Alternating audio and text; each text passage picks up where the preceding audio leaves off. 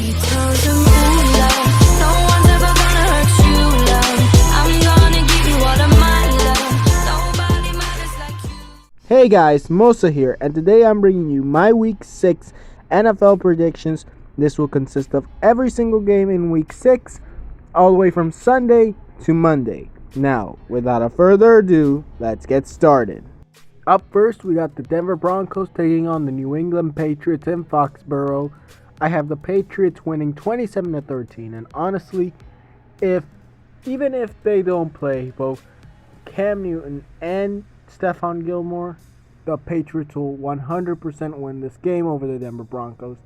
I don't think the Broncos have a chance against the Patriots, and this will definitely be a Patriots win. They'll go up to 3-2 and challenge Buffalo for that division title. Now we got the Houston Texans taking on the Tennessee Titans, and I got the Titans shutting out the Texans 39-6.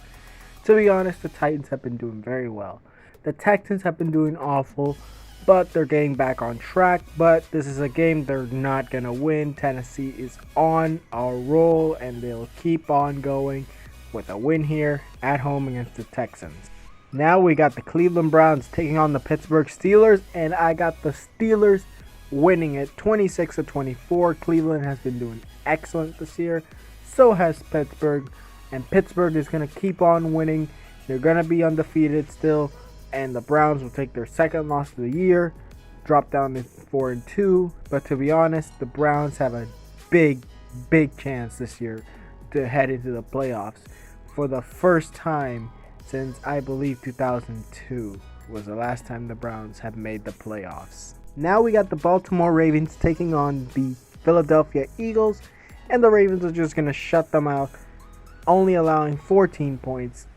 It'll end 34-14. The Philadelphia Eagles have been pressured with injuries. So many injuries have happened to that Eagles team. I don't think they have a chance against the Baltimore Ravens.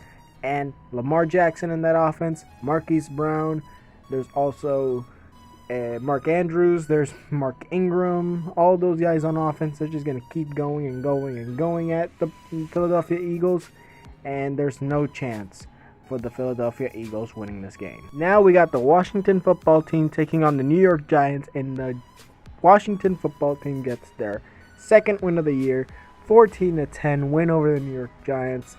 The Giants have been struggling with injuries as well, but I think the Washington football team this time squeezes out the win against the New York Giants. And Washington, honestly, hopefully they can get the Alex Smith the comeback player of the year. He did pretty good for a guy who nearly lost his life and his leg for an injury 2 years ago. And to be honest, I think this team will be a top 5 draft pick, but in the future could be something good. Up next, we got the Minnesota Vikings taking on the Atlanta Falcons, and I have the Vikings winning at 26-23. To be honest, the Vikings are a good team. The thing is that they have not been playing good defense when it matters the most.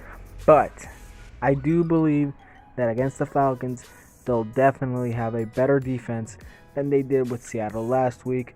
To be honest, I think when they face Seattle always comes back.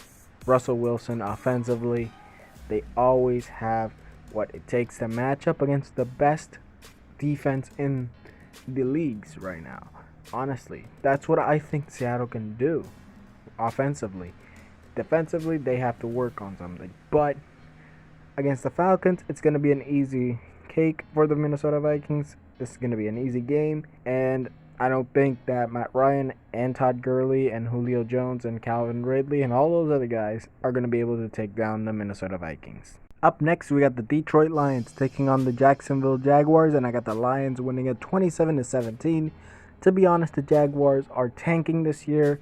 They're going to want to get Trevor Lawrence or something. I know Gardner Minshew is trying to be the key guy, but I think the Jaguars, regardless of whether Gardner Minshew does something this year, I think they're definitely going to try and tank for Trevor Lawrence. And to be honest, I do think the Lions are a better team than the Jacksonville Jaguars, and they have their number this week. Now we got the Cincinnati Bengals taking on the Indianapolis Colts, and I got the Colts winning at 21-19.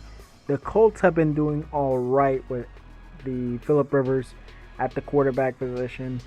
Honestly, Cincinnati has been doing well with Burrow, but Burrow isn't going to get their win this week. To be honest, that Bengals defense is what's troubling me for this game, and Phillip Rivers is definitely going to have to do something to win this game easily. I don't think he will, but I do think that the Colts have the better chance to win this game this week. Up next, we got the Chicago Bears taking on the Carolina Panthers, and I got the Bears taking the win 24-23. Mitch Trubisky was not doing good, and Nick Foles has been doing well as the starting quarterback, and I do believe that Nick Foles will remain the starting quarterback for the rest of the year, and that the Chicago Bears definitely have enough to beat the Carolina Panthers this week. I know Teddy Bridgewater has been on a roll, but his role ends right here. I don't know for the future. Maybe he comes back and starts winning again, but here against the Bears, he's going to take an L. Up next, we got the New York Jets taking on the Miami Dolphins, and I got the Dolphins winning at 34-10. The Jets have been horrible this year, and if Joe Flacco starts, there is definitely no way that the Jets have a chance at beating the Dolphins, who upsetted the 49ers in a shutout. To be honest, Miami's been doing well with Tua at the bench. Honestly, that's where he belongs for the moment. He needs to learn before throwing him into the fire. And to be honest, Miami build that team for Tua. That's what they need to do. And then they'll start winning not only games, not only division titles, not only playoff games, not only conference championships, but possible Super Bowls. You gotta build a Super Bowl team.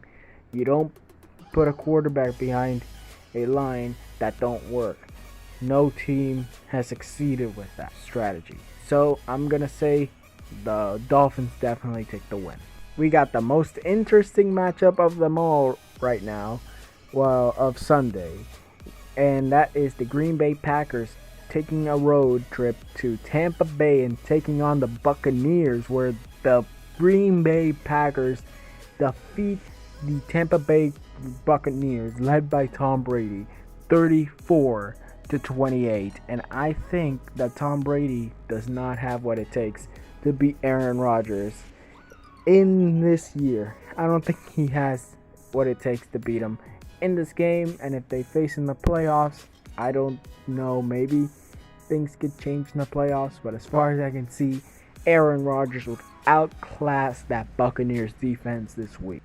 Now, for Sunday Night Football, we got the Los Angeles Rams taking on the San Francisco 49ers, and the Rams just defeat the San Francisco 49ers 24-17. This is a game I honestly am going to be seeing this week, and to be honest, this game was definitely needed by the San Francisco 49ers because they need to win. Although I do not think they have a chance to beat the Rams. The Rams have been doing very well for themselves after getting rid of some big key players that they had, and to be honest, they've been doing so fine that they're one game behind in the division. So I'm just saying, the Rams take the win here. Now for a Monday game that was actually supposed to be played on Thursday, and it was rescheduled to Monday due to the Bills playing on Tuesday. It's the Kansas City Chiefs going to Buffalo to take on the Bills, and I got the Chiefs winning it 38-24. And to be honest, the Bills do have to get their thing. They got to get together.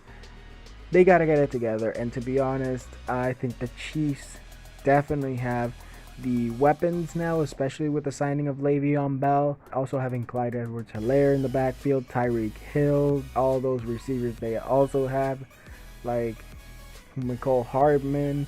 They got tight end in Travis Kelce and definitely Patrick Mahomes at quarterback, and that defense will have trouble with the Bills offense, but I do believe that the Bills will take an L here at home against the Chiefs. For the last game of the week, we have the Arizona Cardinals taking on the Dallas Cowboys, and I got the Cowboys taking the win 27-13.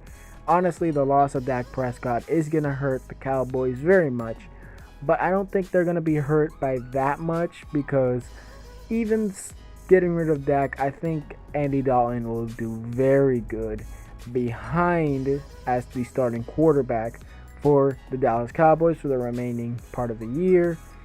They're going to have a bit of a trouble now winning the division more due to their loss of their quarterback, but I think they could still get the win in the division and go to the playoffs.